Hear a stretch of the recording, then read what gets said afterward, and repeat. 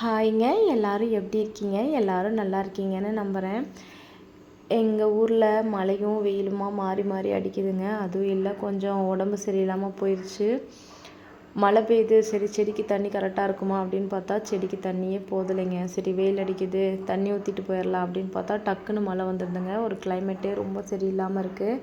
அதுவும் இல்லை, இந்த ஆடி 18லேருந்து என் பசங்களுக்கும் உடம்பு சரியில்லை, எனக்கும் உடம்பு சரியில்லை. மாறி மாறி ஹாஸ்பிட்டல் வீடு அப்படின்னு அலையிறக்கே சரியாக போச்சு. கிளைமேட்டே சரியில்லைங்க. உங்கள் ஊர்லெலாம் எப்படி கிளைமேட்டு எப்படி இருக்குது அப்படின்னு சொல்லுங்கள். இங்கே பாருங்கள், என்னோடய செடியெல்லாம் ரொம்ப வாடி வதங்கி போயிடுச்சு. நிறைய செடிகள் வந்து வேரோடு பிடுங்கி வீசுகிற மாதிரி இருக்குங்க. தக்காளி எல்லாம் அதோடைய கயிறெல்லாம் அந்து காற்றுக்கு கீழே தொங்கிக்கிட்டு இருக்கு. நிறையா கீரை வகைகள் போயிடுச்சு.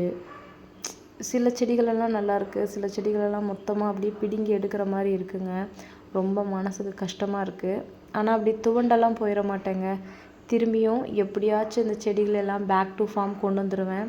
ரொம்ப காஞ்சு போய் நிற்கிற மாதிரி இருக்கிறது எல்லாத்தையுமே ட்ரிம் பண்ணி விட்டுறலாம் அப்படின்னு பார்க்குறேங்க. சுற்றி ஒரு முறை பார்த்துக்கோங்க. கண்டிப்பாக நம்மளுடைய தோட்டம் வந்து பேக் டு ஃபார்ம் கொண்டு வந்துடுவேங்க. பார்த்திங்களா, எவ்வளோ இலை உதிர்ந்து அப்படியே ஒரு மாதிரி குப்பை மயிடு மாதிரி சேர்ந்துருக்கு. இது எல்லாத்தையுமே நான் என்னோடய இயற்கை உரம் தயாரிக்கிறதுக்கு வேண்டி அப்படியே யூஸ் பண்ணிக்குவேங்க. எதையுமே வேஸ்ட் பண்ண மாட்டேன். கிளைமேட் சரியில்லைங்க. தண்ணியை நல்லா கொதிக்க வச்சு குடிங்க. நமக்கு ஒன்றுனா கூட பரவாயில்ல, குழந்தைகளுக்கு ஒன்றுனா எந்த வேலையுமே ஓடாது. அப்படியே ரொம்ப ஸ்டக்காகி உலகமே நின்ன மாதிரி இருக்கும். உடம்பை நல்லா பார்த்துக்கோங்க, குழந்தைங்கள நல்லா பார்த்துக்கோங்க. இங்கே பார்த்தீங்கன்னா தெரியும், நிறையா செடியெல்லாம் வந்து வேரோடு பிடுங்கி எடுக்கிற மாதிரி இருக்குது. நிறையா செடிகளை வந்து ட்ரிம் பண்ணி விட்ருக்கேன். கொஞ்சம் மண்ணை அணைச்சி விட்ருக்கேன். என்னால் முடிஞ்ச அளவுக்கு இந்த செடிகளை பராமரிக்கிறதுக்கு என்னென்ன செய்ய முடியுமோ செஞ்சுருக்கேங்க. ரோஸ் எல்லாம் பார்த்திங்கன்னா நல்லா பூத்துட்டு இருந்தது. இப்போ நல்லா மொட்டை அடித்து விட்ட மாதிரி கட் பண்ணுற மாதிரி இருக்குங்க. பார்த்திங்களா, லைட் பிங்க் கலரில் இருக்குங்க. செம்மையாக இருக்கும். ஃபுல்லாக காஞ்சி போச்சு. ஆனால் துளிர்த்து வந்துடுங்க. இங்கே பாருங்கள், தக்காளியெல்லாம் எப்படி காய்ச்சிருந்துச்சு. நான் போன வீடியோஸில் காமிச்சிருப்பேன்.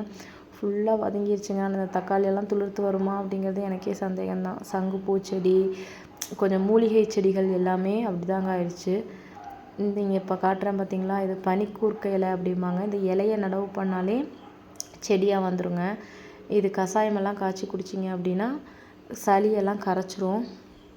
உங்களுக்கு நம்ம வீடியோஸ் பிடிச்சிருந்துச்சுன்னா லைக், ஷேர், சப்ஸ்கிரைப் பண்ணி சப்போர்ட் பண்ணுங்கள். எங்களை மாதிரி சின்ன யூடியூபர்ஸ்க்கு உங்களுடைய சப்போர்ட் ரொம்ப அவசியம். மறக்காமல் சப்போர்ட் பண்ணுங்கள்.